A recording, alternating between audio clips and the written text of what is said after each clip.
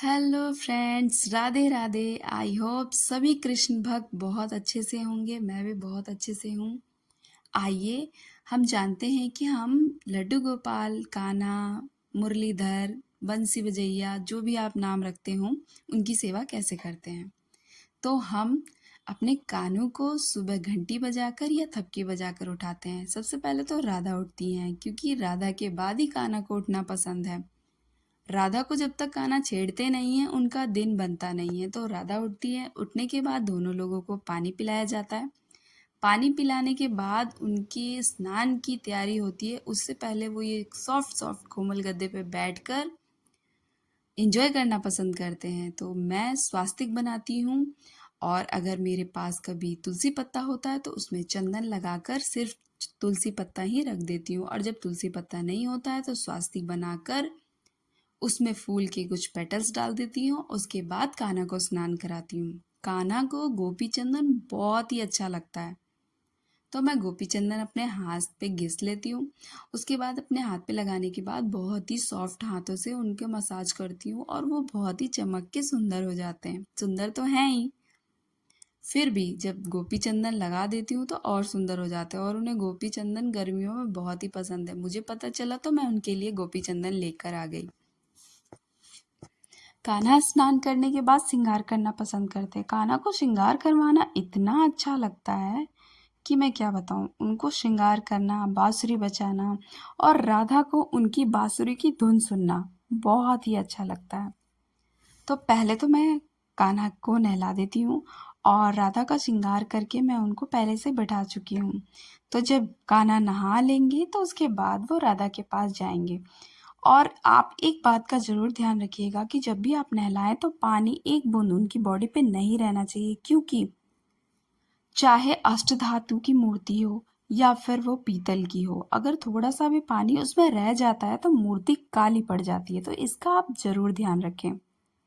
तो उसके बाद मैं कान्हा को नहलाने के बाद श्रृंगार करती हूँ। श्रृंगार करने के बाद मैं इन्हें अच्छे से भोग लगाने की तैयारी के लिए चली जाती हूँ, क्योंकि श्रृंगार करने के बाद इनकी आरती करनी होती है। और हर बार मेरे साथ एक क्या होती है कि मैं इत्र लगाना ही भूल जाती हूँ, और मुझे इत्र लगाना तब याद आता है जब मैं आरती कर लेती हूँ। पता नहीं ऐसा क्यों होता है हर बार।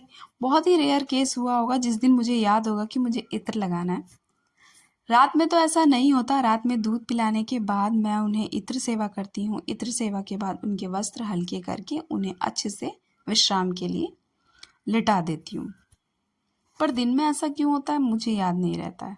श्रृंगार तो मैं कर लेती हूँ, आरती कर लेती हूँ, माला जाप कर लेती हूँ, पर इत्र भूल जाती हूँ हर बारी।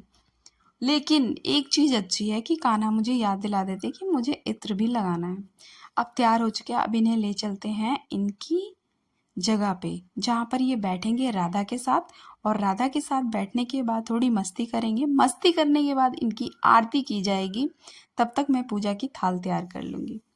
और नहाने के बाद ही राधा और कान्हा दोनों दूध पीते हैं। उससे पहले नहीं, उससे पहले मैं नहीं पिलाती। उससे पहले सिर्फ पानी पिलाती हूँ, क्योंकि मैं नहाने के बाद ही उन्हें कोई भी चीज़ देती हूँ। भोग हो, फल हो, दूध हो, कुछ भी हो, मैं नहाने के बाद ही उनको देती हूँ।